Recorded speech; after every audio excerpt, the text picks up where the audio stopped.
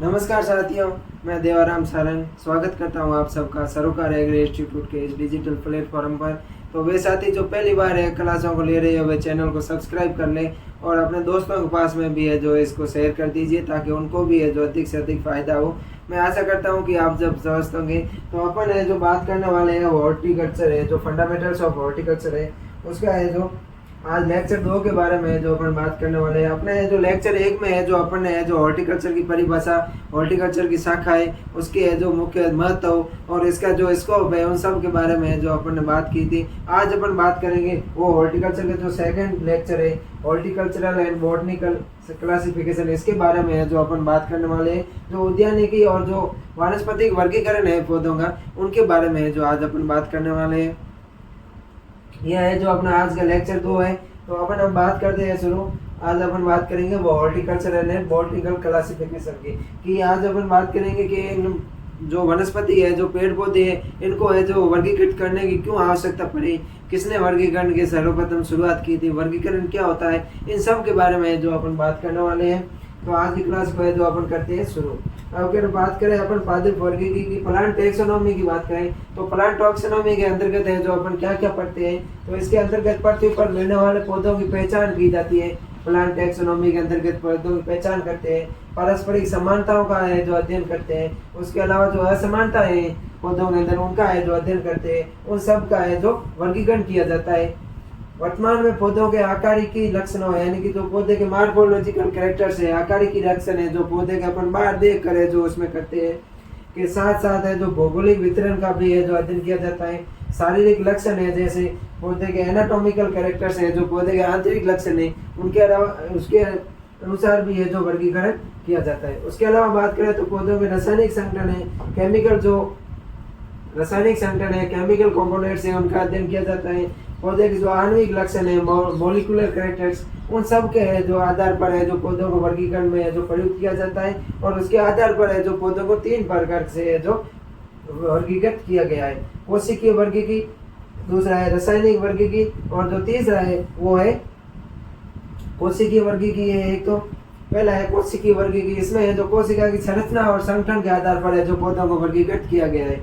वर्गीकरण को है जो 3 बिंदुओं के आधार पर स्पष्ट किया गया है। और जो पहला है कोशिकीय वर्गीकरण यानी कि साइटोटैक्सोनॉमी।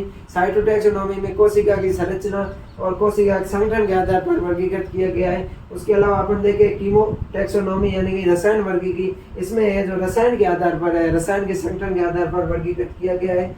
उसके अलावा अगर अपन बात करें तीसरा आणविक वर्गीकरण की, तो इसमें है जो मॉलिक्यूलर टैक्सोनॉमी होता है, इसमें जो आनुवांशिक पदार्थ है उन आनुवांशिक पदार्थ के आधार पर है जो वर्गीकरण किया गया है। वर्गीकरण शब्द का प्रयोग है सर्वप्रथम फ्रेंच शास्त्री है जो फ्रेंच वैज्ञानिक शास्त्री है एपी डे कैंडोले ने किया था। वर्गीकरण शब्द का प्रयोग किसने किया था? सर्वप्रथम एपी डे कैंडोले ने किया था। एपी डे कैंडोले नाम के वैज्ञानिक थे। इन्होंने है जो सर्वप्रथम है जो वर्गीकरण शब्द का है जो प्रयोग किया, टैक्सोनॉमी शब्द का है जो प्रयोग किया। उनकी एक पुस्तक है Theorie Elementaire de la Botanique, ये है जो थ्योरी ऑफ है जो एलिमेंट्री है, इनमें है जो इन्होंने है जो 1834 के अंदर है जो टैक्सोनॉमी शब्द यानी कि पादप वर्गीकरण शब्द का है जो प्रयोग किया था। इसमें वर्गीकरण की है जो सामान्य सिद्धांतों के अध्ययन के बारे में है जो बताया गया है। जो ये किताब है इनकी है जो एपी डे कैंडोले ने जो पुस्तक लिखी थी, इसमें है जो वर्गीकरण की सामान्य है जो जानकारी है उनके बारे में बताया गया है। और जो परिभाषा दी गई है वो बताया गई है। पादप वर्गीकरण की वनस्पति विज्ञान की वो शाखा है जिसके अंतर्गत पौधों की पहचान, नामकरण, वर्गीकरण के बारे में अध्ययन किया जाता है। क्या अगर अपन को कोई टैक्सोनॉमी या पादप वर्गीकरण, प्लांट टैक्सोनॉमी या पादप वर्गीकरण की है जो कोई परिभाषा पूछे, डेफिनेशन पूछे, तो क्या है कि वनस्पति विज्ञान की वो शाखा, किसकी शाखा है? बॉटनी की है एक शाखा है, वनस्पति विज्ञान की वो शाखा जिसके अंतर्गत है जो नामकरण, पौधों की पहचान, पौधों का नामकरण और पौधों के वर्गीकरण के बारे में है जो अध्ययन किया जाता है। उसके अलावा बात करें तो उसके बाद में है जो कैरोलस लिनियस नाम के वैज्ञानिक आए थे। कौन आए थे? कैरोलस लिनियस नामक है जो वैज्ञानिक आए थे। तो कैरोलस लिनियस ने जो अपनी एक पुस्तक लिखी थी सिस्टमा नेचुरी। कौन सी पुस्तक लिखी थी? सिस्टमा नेचुरी। उसमें है जो वर्गीकरण विज्ञान को है जो सिस्टमेटिक शब्द का प्रयोग किया था। किस शब्द का प्रयोग किया था? जो सिस्टमा नेचुरी है, इसमें है जो वर्गीकरणीय विज्ञान के लिए है जो सिस्टमेटिक शब्द का प्रयोग किया था, जो ग्रीक भाषा के शब्द सिस्टमा से लिया गया है। ये सिस्टमेटिक शब्द कौन सी भाषा का शब्द है? ग्रीक भाषा का शब्द है।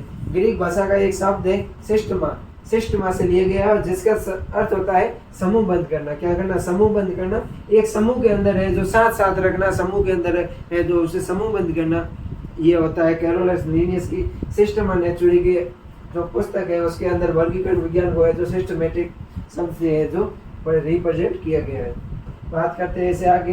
तो इसमें है जो पौधों के पुराने नामों में जो कठिनाई आती थी, इसलिए है जो उन्होंने है जो एक नाम पद्धति है जो पौधों को वैज्ञानिक नाम की है जो पद्धति निकाली थी। इस वैज्ञानिक नाम के अंतर्गत है जो प्रत्येक वनस्पति नाम के है जो दो हिस्सों में है जो बटा हुआ आता है। पहला होता है वंश का नाम और जो दूसरा होता है वो होता है उसी पौधे की जाति होता है। वंश का नाम हमेशा बड़ा लिखा जाता है और जो जाति होती है वो छोटे अक्षरों में है जो लिखी जाती है। इसमें है जो पौधों को समूह में बांटने उसके नामकरण को है जो सर्वप्रथम कैरोलस लीनियस ने किया था। पौधों का सर्वप्रथम वैज्ञानिक नाम है, अगर पूछे जो लैटिन भाषा में अपन वैज्ञानिक नाम लिखते हैं वो वैज्ञानिक नाम में जो शुरुआत है वो सर्वप्रथम कैरोलस लीनियस ने जो की थी। उसके अलावा देखें तो अब बात करेंगे अपन उद्यान संबंधी से क्लासिफिकेशन देखें कि वो तो नॉर्मल जानकारी हो गई कि वर्गीकी क्या होता है। तो वर्गीकी शब्द का प्रयोग है सर्वप्रथम है जो टैक्सोनॉमी शब्द का प्रयोग है एपी कैंडोले ने किया था। उन्होंने परिभाषा दी थी कि वनस्पति विज्ञान की वो शाखा जिसके अंतर्गत पौधों के नाम, पौधों की पहचान, पौधों का जो वर्गीकरण किया जाता है उसे जो प्लांट टैक्सोनॉमी कहते हैं। उसके बाद में जो कैरोलस लीनियस आए थे, इन्होंने जो अपनी पुस्तक लिखी थी सिस्टमा नेचुरी, उसमें जो पादप वर्गीकरण को है जो उन्होंने सिस्टमेटिक शब्द दिया था। सिस्टमेटिक शब्द है जो ग्रीक भाषा के शब्द सिस्टमा से लिया गया है जिसका अर्थ है समूह बंद करना या समूह में लिखना। उसके बाद में कैरोलस लीनियस ने जो द्विनाम पद्धति दी थी। द्विनाम पद्धति में जो पौधों का है जो वैज्ञानिक नाम लिखा जाता है जिसमें वंश और जाति लिखी जाती है। वंश का पहला अक्षर है जो कैपिटल लिखा जाता है और जो जाति होती है उसका पहला अक्षर है जो स्मॉल लिखा जाता है। उसके बाद में अपन अब बात करते हैं कि हॉर्टिकल्चर क्लासिफिकेशन की बात करेंगे। पौधों में जो उद्यानिकी के आधार पर है जो कितने भागों में बांटा गया है, तो उसके आधार पर पहला क्लासिफिकेशन आता है एक वर्षीय पादप। एनुअल प्लांट होते हैं जो एक वर्षीय पादप होते हैं, वे अपना समस्त जीवन है जो एक मौसम में पूर्ण कर लेते हैं। एक वर्षीय पादप है जो अपना जीवन है वो एक मौसम में है जो पूर्ण कर लेते हैं और कम से कम समय में जो 3 से 6 महीनों में जो तैयार हो जाते हैं। जैसे फसलें हो गई लगभग है जो एक वर्षीय होती है, मक्का है, टिंडा है, टमाटर है, जो ये क्या करते हैं एक वर्ष में अपना है जो जीवन काल है जो पूर्ण कर लेते हैं। लगभग 3 से 6 माह में जो तैयार हो जाते हैं। इनको है जो एक वर्षीय है जो फसल कहते हैं, एनुअल क्रॉप्स कहते हैं। दूसरे है जो बाइनियल प्लांट्स होते हैं, द्विवर्षीय पौधे होते हैं। ये पौधे है जो एक वर्ष में तो है जो एक मौसम में है अपनी वानस्पतिक वृद्धि करते हैं और दूसरे मौसम में है जो है अपनी जेनेटिक्स वृद्धि करते हैं, यानी कि जो वानस्पतिक एक मौसम में वानस्पतिक वृद्धि करते हैं और दूसरे मौसम में जो फलते फूलते हैं और बीज वगैरह है जो दूसरे मौसम में बनाते हैं।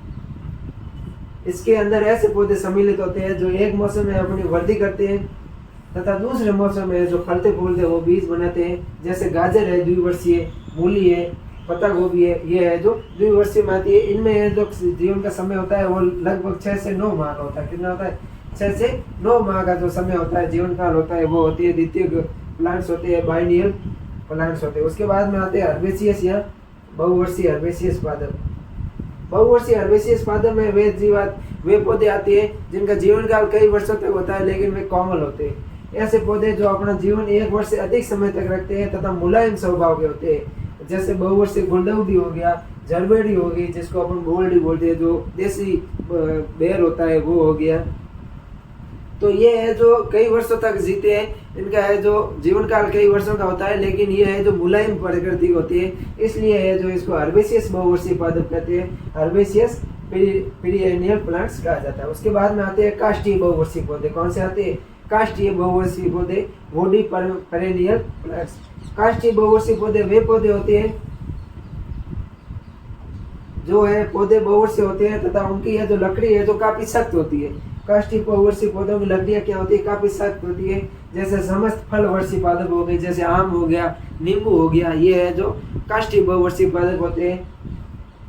और फिर चढ़ने वाले बहुवर्षीय पौधे यानी कि जो क्लाइंबिंग होती है, जो लताएं होती है, क्लाइंबर होती है, वे है जो इसके अंतर्गत आती है। इसके अंदर है जो फूल, सब्जी तथा फल वाले पौधे हैं जो आते हैं। जो बेलें हैं जो वो सम्मिलित होती है, जैसे अंगूर की बेल हो गई, सेम की बेल हो गई, ये है जो बहुवर्षीय चढ़ने वाली क्लाइंबर में है जो आती है। उसके अलावा बात करें अगला अपना बॉटनिकल क्लासिफिकेशन देखें, वो है जो अपना हॉर्टिकल्चर क्लासिफिकेशन हो गया। अब अपन बात करें बॉटनिकल क्लासिफिकेशन।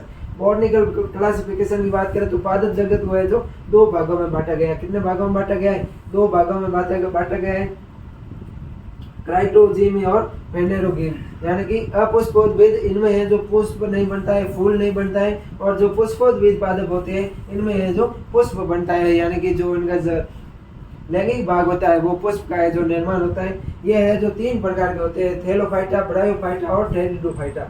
अपुष्पोद्भिद है जो तीन प्रकार के होते हैं, थैलोफाइटा, ब्रायोफाइटा और टेरिडोफाइटा।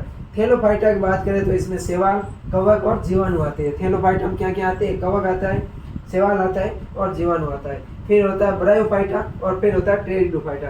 ब्रायोफाइटा को जो पादप जगत का उभयचर कहा जाता है और टेरिडोफाइटा को जो सरीसृप कहा जाता है। उसके बाद में आते हैं पुष्पोद्भिद की बात करें तो ये दो प्रकार की होती है, एंजियोस्पर्म और जिम्नोस्पर्म, यानी कि नग्न बीजी तथा आवर्त बीजी। एंजियोस्पर्म में क्या होता है? बीज के चारों ओर है जो फल का आवरण पाया जाता है, यानी कि ये है जो फल वाले पादप होते हैं। और जो नग्न बीजी होते हैं, जिम्नोस्पर्म होते हैं, इन पादपों में जो बीज की चारों ओर है जो फल का है जो आवरण नहीं पाया जाता है।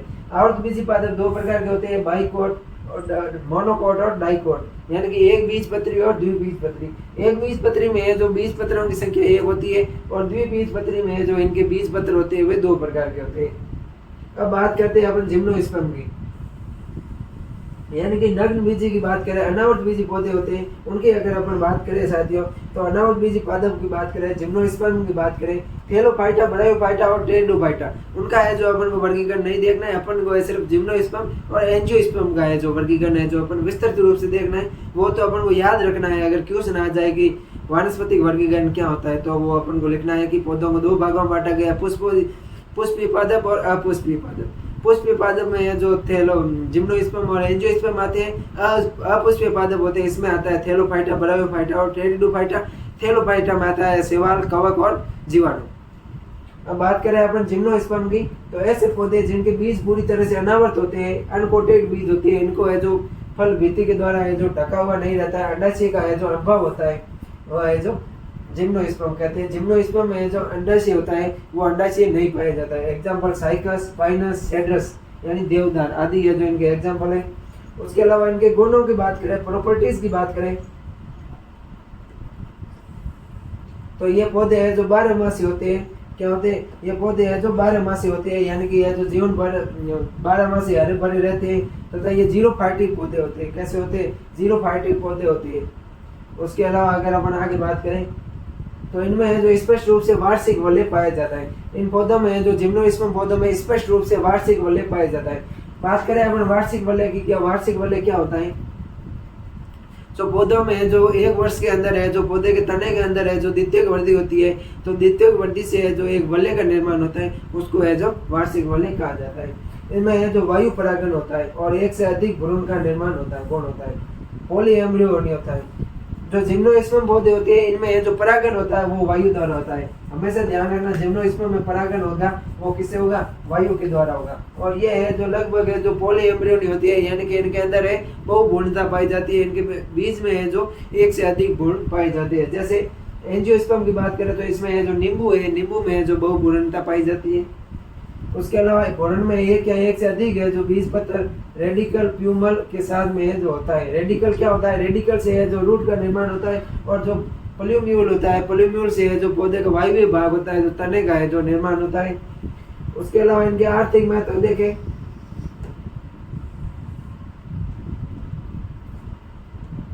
इनके अगर अपन आर्थिक महत्व की बात करें तो आर्थिक महत्व की बात करें तो इकोनॉमिकल इंपोर्टेंस की बात करें तो इनका आर्थिक महत्व क्या है? इनका है जो खाना, लकड़ी और दवा के रूप में प्रयोग किया जाता है, सजावट के रूप में, घरेलू उपयोग के रूप में भी है जो ये प्रयोग किए जाते हैं। उसके अलावा अगर अपन बात करें तो वाष्पशील तेल है जो इससे है जो प्राप्त होते हैं, चमड़ा वगैरह तैयार करने में, इसे है जो रेजिन है जो बनाने में भी इसका इस्तेमाल किया जाता है। उसके बाद में बात करें अपन एंजियोस्पर्म की तो एंजियोस्पर्म क्या होते हैं? आवर्त बीजी पादप होते हैं। इनमें है जो बीज के चारों ओर है जो फल भित्ति पाई जाती है और इनमें है जो ओवरी पाई जाती है, अंडाशय पाया जाता है। एंजियोस्पर्म पादपों का सबसे महत्वपूर्ण उपसमूह है जिनमें बीज परतदार होते हैं, यह किसी अंग या अंडाशय में है जो विकसित होते हैं। प्रमुख रूप से जो खाद्य पदार्थ है, फाइबर है, मसाले है, ये है जो फसलें वगैरह सब है जो एंजियोस्पर्म में आती है। उसके अलावा अगर अपन बात करें तो इनका प्रयोग है चिकित्सीय पौधों में प्रतिवाद, स्वाद, प्रजाति और लेटेक्स उत्पाद में किया जाता है। इन पौधों के तेलों का इस्तेमाल है जो इत्र बनाने में, साबुन बनाने में और सौंदर्य प्रसाधन में जो किया जाता है। अब बात करते हैं इनके प्रॉपर्टीज की बात करें, इनके गुणों की बात करें कि एंजियोस्पर्म में क्या गुण है। एंजियोस्पर्म के गुण की बात करें तो इसका प्रजनन अंग फूला होता है। क्या होता है प्रजनन अंग? क्या होता है? फूल होता है। फ्लावर है जो इसका प्रजनन अंग होता है और इसमें है जो दोहरा निषेचन पाया जाता है। ये एंजियोस्पर्म की सबसे मुख्य विशेषता है कि इसमें है जो दोहरा निषेचन पाया जाता है, दोहरा निषेचन पाया जाता है। इनमें दो प्रकार का है जो निषेचन पाया जाता है। ये है जो इसकी एंजियोस्पर्म की है जो सबसे मुख्य विशेषता है। उसके अलावा ये स्पोरोफोटिक होते हैं, सहजीवी होते हैं, यानी कि दो पादप है जो साथ साथ में रहते हैं। ये परजीवी भी होते हैं, दूसरे पादपों पर भी है जो अपना पोषण प्राप्त करते हैं। कुछ सवविषी भी होते हैं, आमतौर पर है जो ये स्थल में रहते हैं, लेकिन कुछ है जलचर भी होते हैं, जैसे कमल हो गया। ये सेवनी ऊतक बहुत अच्छी तरह से विकसित होता है। इनमें जो सेवनी ऊतक होते हैं, जाइलम और फ्लोएम, इन पादपों में अच्छी तरह से है जो विकसित होता है। उसके अलावा बात करें तो इनको है जो दो भागों में बांटा गया है, एक बीजपत्री और द्विबीजपत्री। एक बीजपत्री के पौधों की पत्तियां चौड़ी होती है और जो एक बीजपत्री होती है, इन पौधों की है जो पत्तियां चौड़ी होने की बजाय में है जो अधिक है जो लंबी होती है एक बीजपत्री में। उसके अलावा बात करें तो एक बीजपत्री तने में है जो कैम्बियम की है जो कमी पाई जाती है। जो ऐदा होता है, कैम्बियम होता है, उसकी है जो कमी पाई जाएगी। उसके अलावा है जो ताड़ के वृक्ष को छोड़कर है जो इस श्रेणी के बाकी सभी पौधे कम ऊंचाई के होते हैं, लेकिन ये ताड़ का वृक्ष है, एक बीजपत्री पादप है, इसकी है जो ऊंचाई है वो अधिक पाई जाती है। जैसे मक्का है, गेहूं, धान, प्याज, गन्ना, जौ, केला, नारियल, ये है जो एक बीजपत्री है जो फसलें है, यहाँ पादप है। इनके अगर अपन प्रॉपर्टीज की बात करें, द्विबीजपत्री पौधों की बात करें तो इनमें है जो दो बीजपत्री है जो होते हैं, बीज होते हैं, बीज में है जो दो पत्र होते हैं। उसके अलावा इनके सीढ़ियों की पत्तियों का जाल बनाते हैं। पत्तियां क्या बनाती है? उनकी है जो जाल का है जो निर्माण करती है। इसमें है जो सख्त लकड़ी वाले पौधे, सभी प्रजातियां, दालें, फल, सब्जियां हैं जो आती है, जैसे मटर है, ये है जो द्विबीजपत्री पौधे हैं। उसके अलावा अगर अपन बात करें तो इनके है जो अगर अपन और गुणों की विशेषता की बात करें द्विबीजपत्री पौधे की, तो इसमें है जो आलू है, मटर है, आलू है, सूर्यमुखी है, सूर्यमुखी हो गया, गुलाब, सूरजमुखी, ये है जो सेब, नीम वगैरह सब है जो द्विबीजपत्री में आते हैं। इनमें है जो बीज में है जो बीज पत्र है जो दो पाए जाते हैं। कितने बीज पत्र पाए जाते हैं? दो बीज पत्र है वो पाए जाते हैं। सेवन ऊतक में है जो कैम्बियम पाया जाएगा। फूल है जो 4 या 5 के गुणक में होते हैं। एक बीजपत्री में 3 या 3 के गुणक में थे और इसमें है 4 या 5 के गुणक में होते हैं। और द्विबीजपत्री पौधों में जो द्वितीयक वृद्धि पाई जाती है, और द्विबीजपत्री के जो पौधे होते हैं उनमें है जो द्वितीयक वृद्धि पाई जाती है, यानी कि पौधों की मोटाई में है जो वृद्धि पाई जाती है। उसके बाद में है जो उपयुक्त जलवायु वो खनिज, तो अपन है जो ये है जो आज के अपने क्लास है जो हो गई है, इसमें है जो अपन है पौधों का है जो बॉटनिकल और है जो हॉर्टिकल्चर की है जो दृष्टि से है जो इनका वर्गीकरण किया था। ये है जो मुझे आशा है कि जो आज की क्लास में है जो पढ़ाया गया है ये आपको बहुत ही अच्छी तरीके से है जो समझ में आया होगा। फिर भी है कि अगर कोई चीज़ समझ में नहीं आती है आपको